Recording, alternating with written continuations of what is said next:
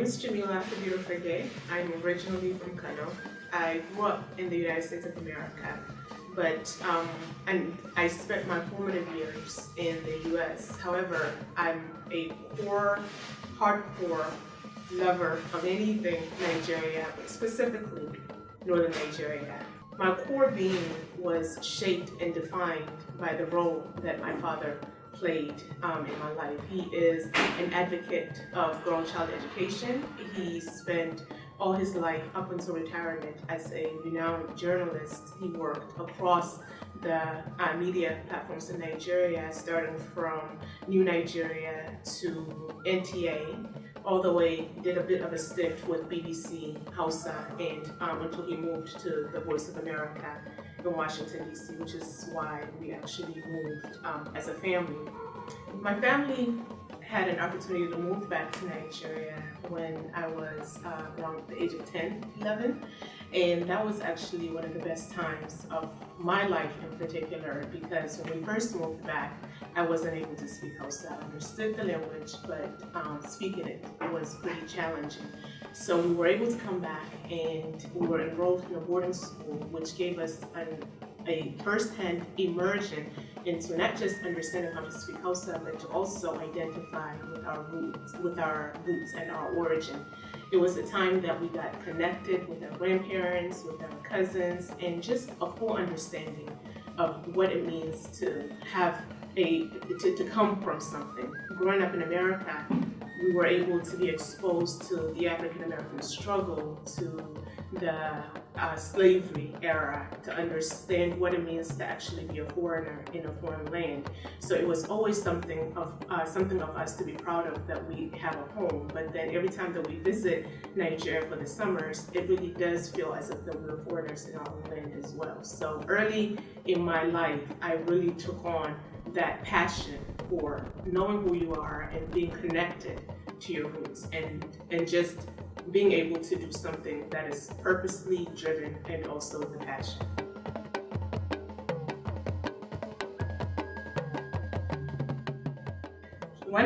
I would say my biggest challenge so far, and this is whether it's personal and also professional, is being able to communicate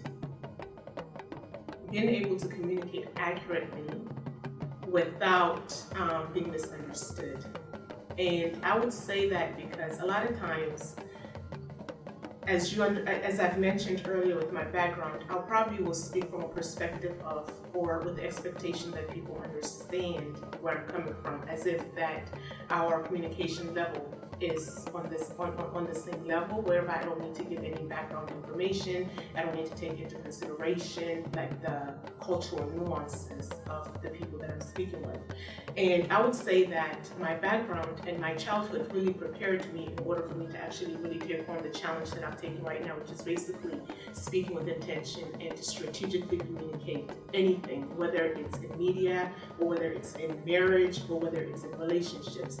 And that's because I learned that without you understanding the person that you're communicating with, or your target audience, your information may actually get muddled. Whatever message that you're trying to send across will get muddled. So it's pretty challenging for information, especially if you're trying to inform people on policy, to be done from top-down approach rather than bottoms-up approach. I'm an advocate for allowing people to actually shape your communications. You may have a policy, you may have a message that you want to send across, but allow the people that you're trying to reach in your target audience lead you on how to communicate your message.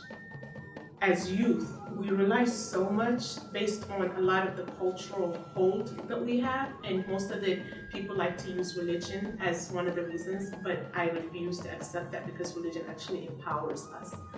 But we need to know what our rights are. We need to know how to communicate to our elders without any kind of disrespect.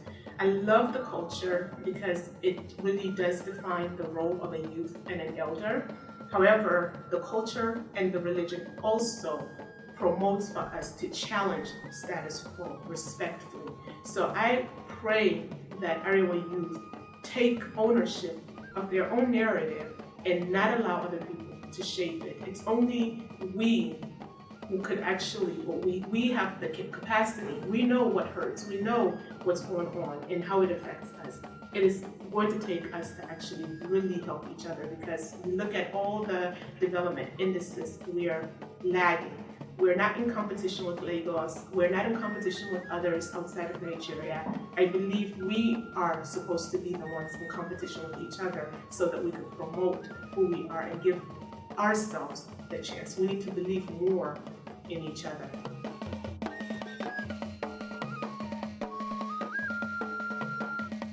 I'm a proud Northerner because historically we are courageous.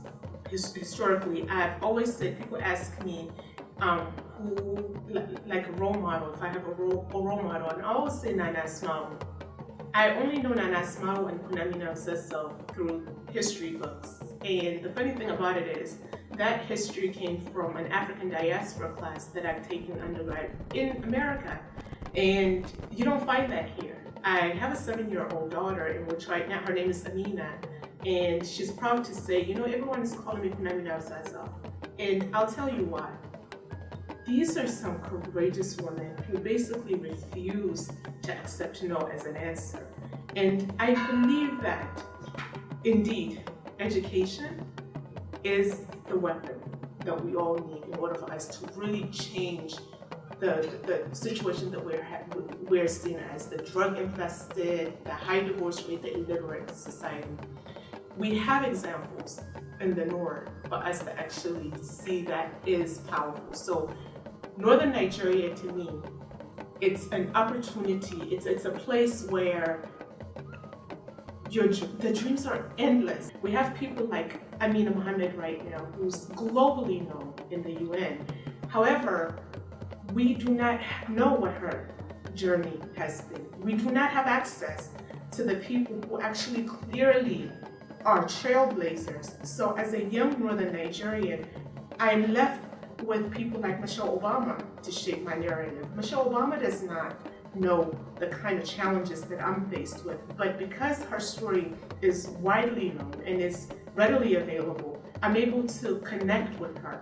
I'm able to connect with the Oshobajos right now because you're able to see their story. I just want for Northern Nigerians who are out there trailblazing to remember to lift as they climb. Let us know the stories, their story. Let us know the challenges that they faced so that we do not have this very Cinderella-like idea that, oh, you know, it's a smooth sailing. I need to understand, Amina Mohammed obviously faced a lot of challenges coming from, you know, her background. What kind of challenges? As a working wife, what should I expect if I am willing or if I'm trying to work in development? How can we together work? I'm not in your limelight, you're not in my limelight, but we are moving along together. I'm a proud Northerner because I feel that despite the odds, despite all the different challenges that we're faced with right now, be it security when it comes to Boko Haram, be it access to quality of education, be it access to even authentic Islamic education, I feel that we still have a lot of people, from the Emir of Kano to the doctors and the nurses that we have, people coming up, the engineers, we have people that we could actually be proud to call our own and we can learn from.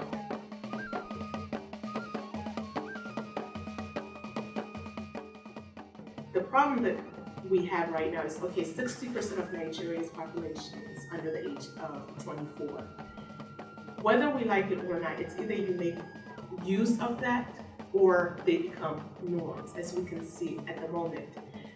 I remember growing up, my first job was at the age of 10, and not because I needed it, but it gave me a sense of responsibility. We help each other and community-wise, and I feel that the youth, it doesn't matter what their background is, whether they are graduates or not, there's always something for them to do. You need to carry them along in order for them to actually feel worthy.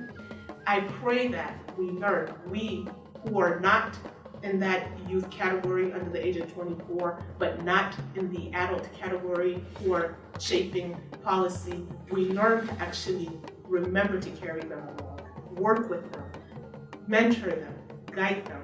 Just understand that they are not bad automatically. The situation, the environment is actually disabling them. So make an enabling environment to give opportunities to young people, whether it's in Nigeria or outside of Nigeria. Just bring them along, give them the opportunity, and definitely never ever separate the difference between a boy and a girl, because girls, given the right opportunity, the same way that you give boys, would actually thrive, and the rate of return, as a lot of research has pointed out, is immense. So never, for me, gender equality and youth development is key for the future.